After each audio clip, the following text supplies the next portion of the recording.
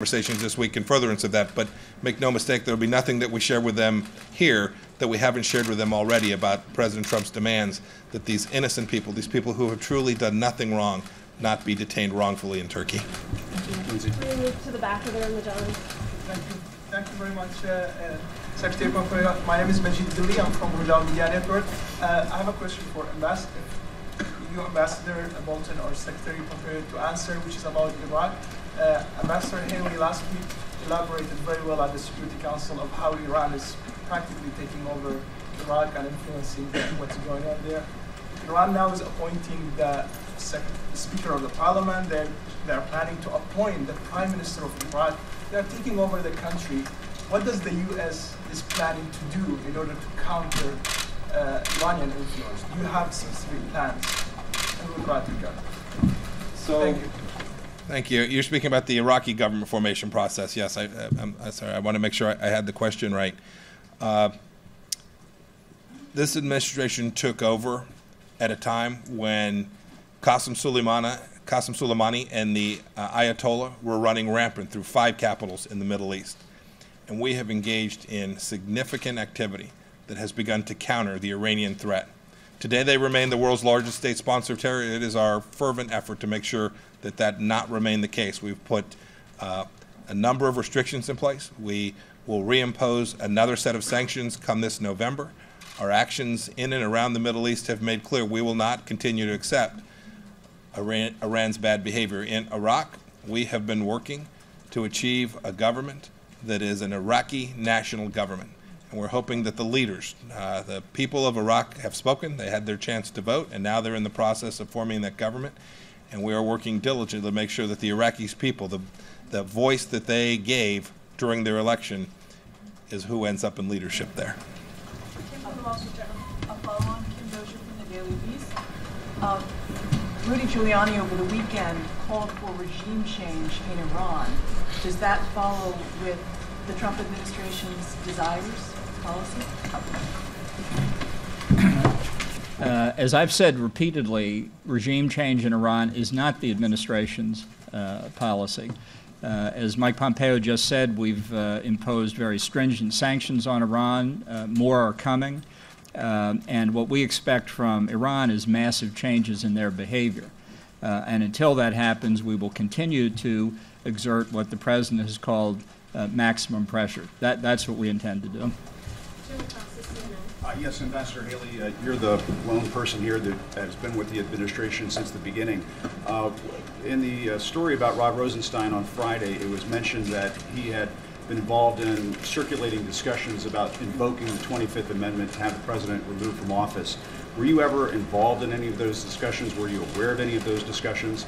And I did have a North Korea follow-up for the Secretary.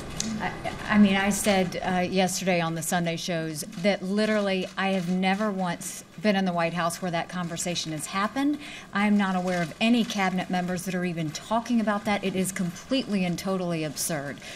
No one is questioning the president at all. If anything, we're trying to keep up the pace with him in the fact that he's got a lot he wants to accomplish very quickly, and we're going to continue to support him in the way that he does that. I appreciate that. And Secretary Pompeo, if I may ask you a follow-up on North Korea.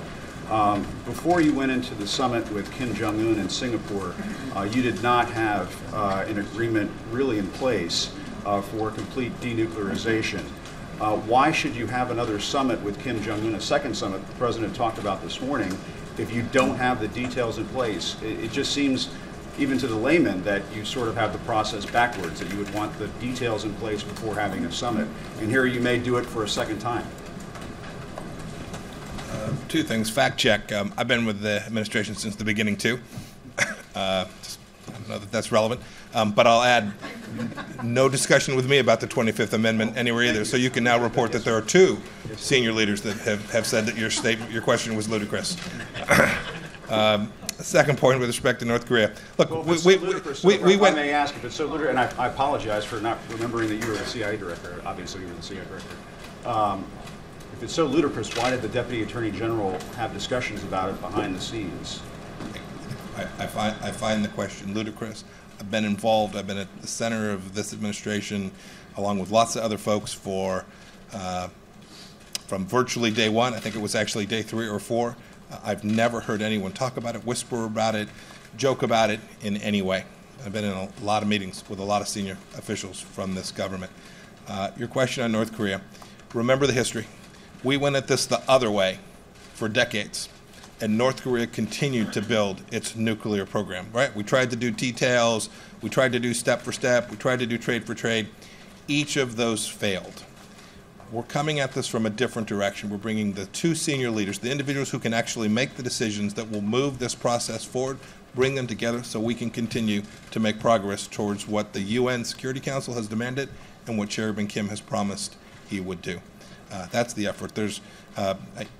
There remains work to be done. There will be some time before we get to complete denuclearization for sure, but we've been at this the other way for an awfully long time and failed and put America in the position it finds itself today at risk from North Korean nuclear weapons. And wouldn't it be ludicrous to have another meeting with Kim Jong-un if you don't Absolutely. have the details in place? Absolutely not. If we can continue to make progress and have conversations, I think there's enormous value in that. Gentleman in the back. Yeah, hi. Secretary Pompeo, in your terms about denuclearization, you left out the word irreversible. Was that a mistake or deliberate? Complete mistake. Completely irreversible. Thank you. Thank you for correcting me.